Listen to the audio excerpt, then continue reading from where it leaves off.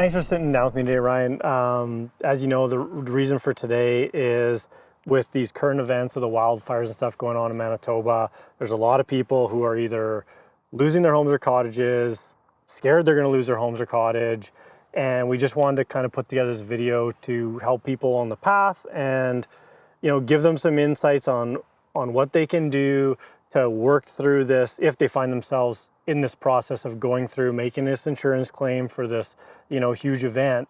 Some tips we can give them to help them along that path to hopefully make it like a little bit less painful. So, if someone was to find themselves in this situation, they get that phone call or find out that their cottage, home, whatever has been burnt, what's like the first step? Like, what's the first thing they do when they get that news, or they should do? The main thing I would stress is if you get called for an evacuation, just leave.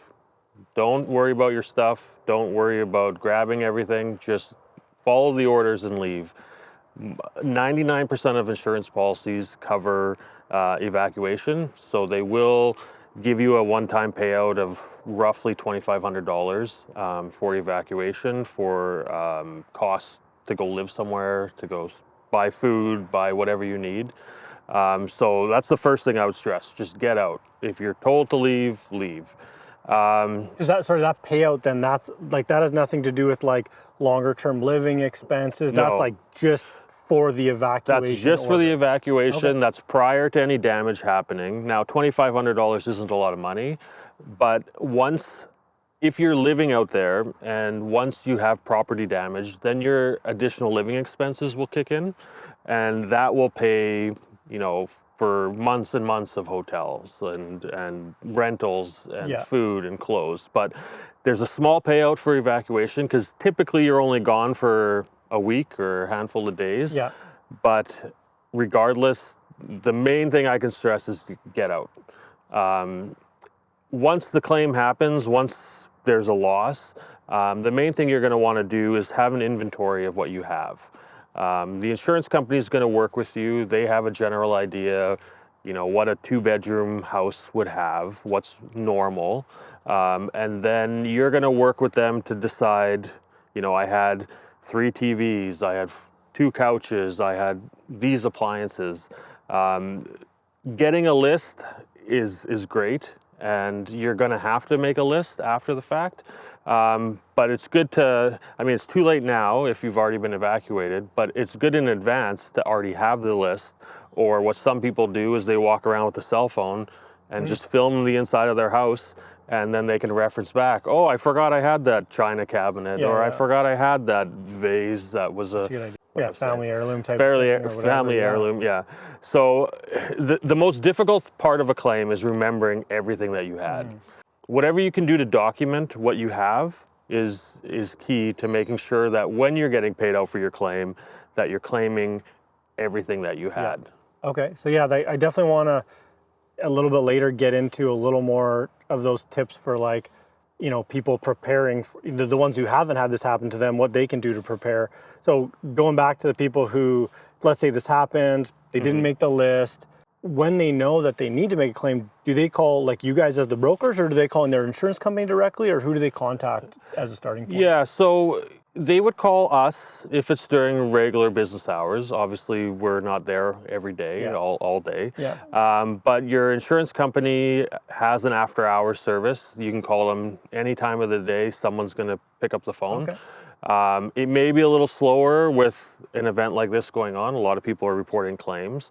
But if it's during the week, call us or call your broker. If it's after hours, call your insurance company and have your policy number if you have it. If you don't, they'll find you. Give them your name and address. They'll figure out who you are. Okay. So you've contacted them now.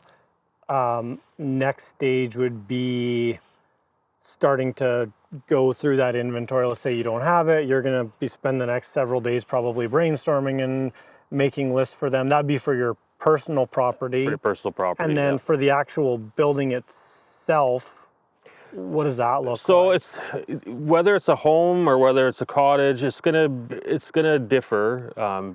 based on the type of property you have. But the amount of insurance that you have is already set. So your house is already insured for $300,000. In the event that you lose it, they're going to rebuild to like, kind, and quality that you already had. If it's a seasonal, sometimes their replacement costs, sometimes their actual cash value. So it's going to depend on the policy type that you have. Okay.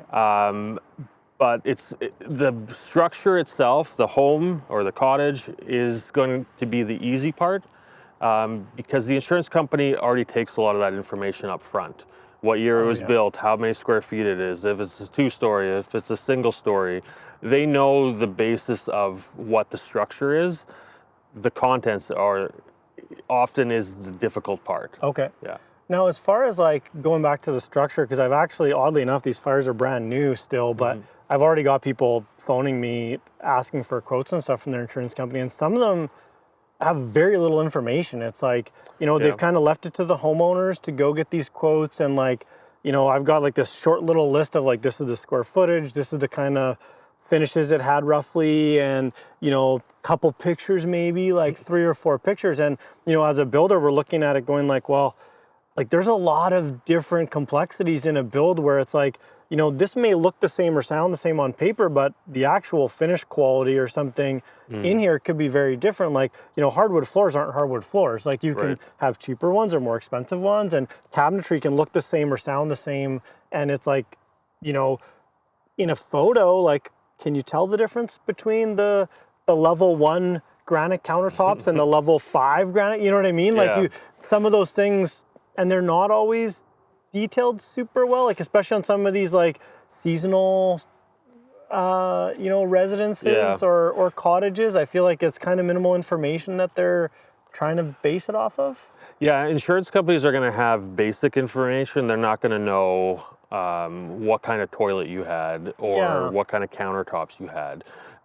They're going to rely on the client to be honest. Insurance is based on the utmost good faith. So they trust you, you trust them. So they're going to ask you, what kind of kitchen did you have? What kind of toilets did you have? What kind of finishes did you have in the home? They're going to rely on the client to be honest. And they've been settling claims for 100+ years. So they know what's normal, and they're going to help guide you. But, I say this to my clients often, like if you don't remember what you have, that's fine, do your best. If you tell them you had 20 TVs, they're gonna say, well, that doesn't sound normal. If you tell them you had 1 giant TV, 2 little TVs, that's normal. Yeah. So yes, they don't have a lot of the information because quite frankly, they don't have anywhere to store that information. They're gonna have the basics, what year your roof was done, how old your heating type is, hot water tank, type of electrical, type of plumbing, square footage, age of your structure. The rest is going to rely on you. Yeah. Some of that stuff they can find through sifting through the property. Some of the stuff they're going to just ask you what you had. And so if it comes down to the homeowner to start to get pricing for these things, is it kind of on them to like make sure that people who are quoting it are quoting the correct things? Yes, it depends on the situation. In a scenario like a wildfire where there's going to be heavy claims, sometimes it does become more work for the client to deal with the contractors. If there's not a heavy claims, then the adjusting companies will deal with the builder, do a lot of the work. They'll come back to the client and say, like, this is what we have, this is what it's going to look like. So it can go either way. Depends how many properties are lost at one time, because there's only so many people who can adjust the claims, and if they rely on just the company people, it'll take forever.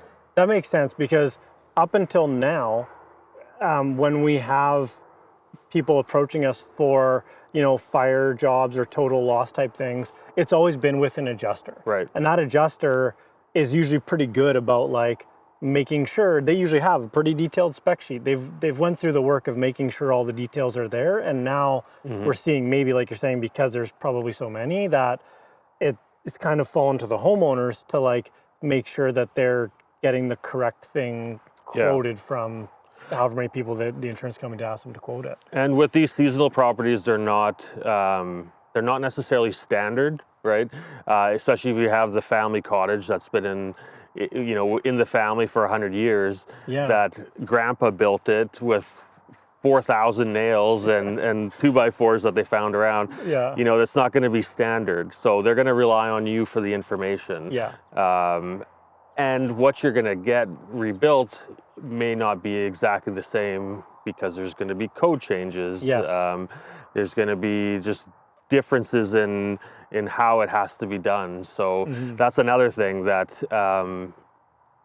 when you're rebuilding, you have to build to today's codes, which you would know. Yeah.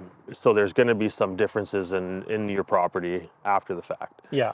So on that code change note, like generally, especially if we get a claim where we have an adjuster asking us to quote it, they specifically have line items in there for like code upgrades, so that people are making sure they get those, whatever code upgrades are going to be necessary. Is that value of those code upgrades, is that added on to the cost of your insurance, or how does that work from a value to the homeowner perspective? So there's a thing called bylaws coverage, which is included in all homeowners policies. Seasonal properties, it generally needs to be purchased. And what the bylaws coverage does is it's extra coverage over and above your home amount or your dwelling amount, generally starting around 30,000. Yep. And that's going to pay for the differences in codes. So if you had, just for example, like in the city, you had a 1950s home and it was built with 2x4 construction, code now is 2x6. Yeah.